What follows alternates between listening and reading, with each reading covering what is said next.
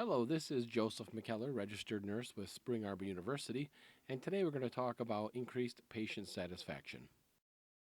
We begin our presentation by recapping our previous PowerPoint presentation where we had to define a problem, and for us the problem was that our office wasn't refilling prescription medications in a timely manner, which is less than 72 hours.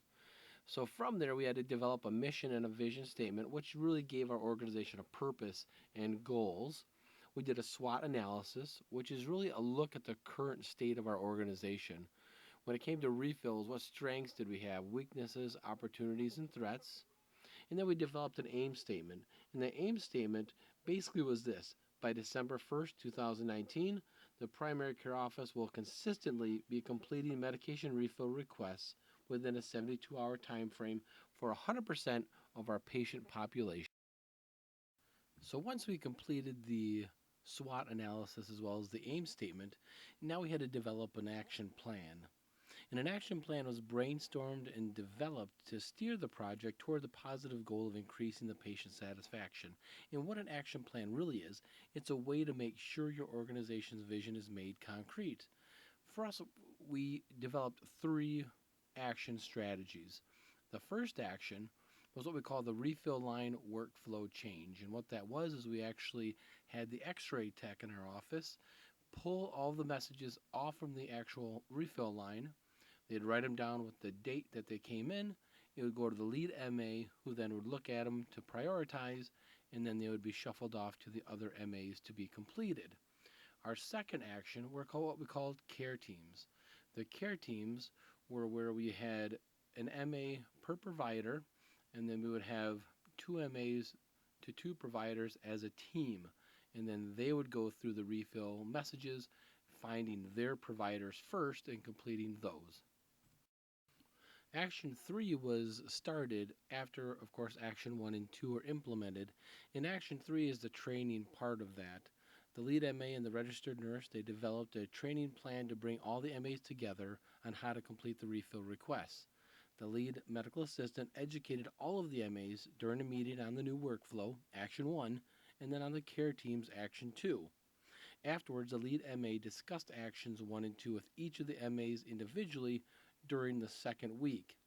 The training was developed and implemented in week 2. So the timeline from initiation to completion for steps Actions 1, 2, and 3 were 3 weeks from brainstorming to implementation. And who was responsible?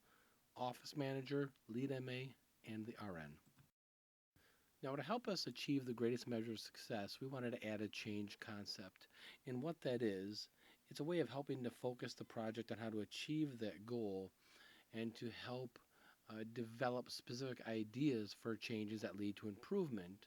And so we use standardization. And what we wanted to really focus on with our standardization is that we felt that we would have a greater success if we standardize our workflows, and it would help reduce confusion and loss of productivity due to errors that may be created if we did not standardize our workflow or other process measures. Now, once we had implemented our action plan, now it was time to measure success, to see how we were doing. And so we used 2 measurements for that. We used the process measure and the outcome measure. Now, the process measure is really a look at our system. It's looking at what did we actually do. And so the new workflow, it seemed to work well. The MAs agreed to the new process. The process did seem to streamline our refills. We had immediate feedback from staff as well as from some of our patients, and we really didn't need to tweak anything in order for the system to work. Now we take a look at our outcome measure. Did everything that we worked so hard for, did it actually work? Was that a positive result? And what we found was yes, by week 3, we're actually refilling requests in less than 72 hours, about an average of 60 hours week 3, 40 hours week 4, and we've been pretty consistent with turning over the refills in about 48 hours. So the actual plan did work very, very well. Now we take a look at the percentage of the process that was used. And as you can see by this representation, in week 1, of course, we weren't using the new process. So it was at, 20%.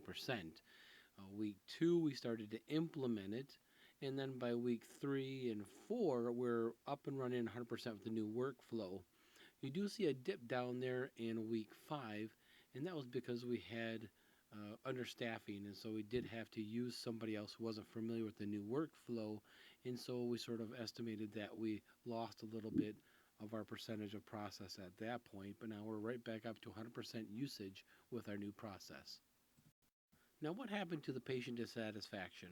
Well, our chart here shows the trend downward after we implemented the new process. Now, week 1, of course, we didn't have the plan yet. Week 2, we started to implement the new process for refills. But by week 3, just a week later, we started seeing a trend downward of dissatisfied patient calls into the office. And so now by weeks 5 and 6, we're really down above 0%, less than 10%. And so we continue to see very good marks in our dissatisfaction. Now, in conclusion, the project to increase the patient satisfaction was a success.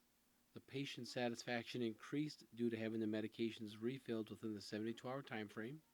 The staff members experienced a reduction in stress once the action plan is firmly in place, and they saw the refill line was cleared out on a daily basis, and irate patient calls ceased in regards to overdue medication refills. The improvement process, first utilizing the SWOT analysis to see the current status of our refill line process, and then implementing an action plan, improved the quality of providing care to our patients and also reduced staff stress.